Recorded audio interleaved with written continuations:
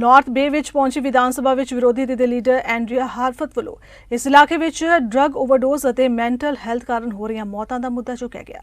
ਉਹਨਾਂ ਆਖਿਆ ਕਿ ਮੈਂਟਲ ਹੈਲਥ ਪੂਰੀ ਪ੍ਰੋਵਿੰਸ ਲਈ ਵੱਡੀ ਸਮੱਸਿਆ ਬਣਿਆ ਹੋਇਆ ਹੈ ਤੇ ਫੋਰਡ ਸਰਕਾਰ ਵੱਲੋਂ ਫੰਡ ਵਧਾਉਣ ਦੀ ਥਾਂ ਤੇ ਕੱਟ ਲਗਾਏ ਜਾ ਰਹੇ ਨੇ।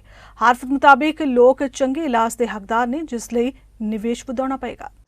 We know that the opioid crisis here in North Bay and in the Northeast is growing. It's not reducing, and that means that literally families are having to bury their sons and daughters.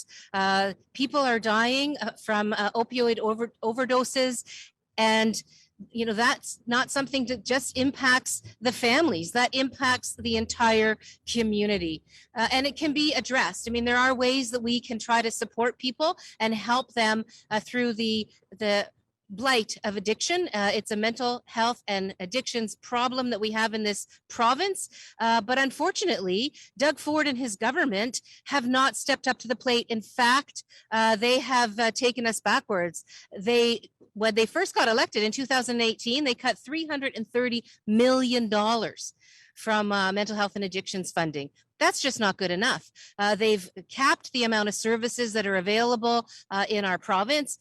Erica talked a lot about what's happening here in North Bay particularly, but we know in this region, you've lost 29 residential treatment beds.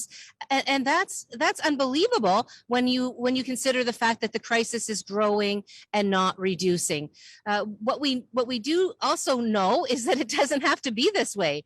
We can make the investments necessary to ensure that people get the treatment that they deserve, not long and really life-threatening wait times.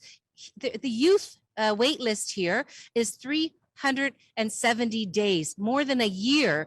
Youth have to wait for treatment. That's just not acceptable. So what we need is more investment, not more caps on treatment sites. What we need is an acknowledgement that those sites need to be built, not a government that turns away and doesn't provide the resources necessary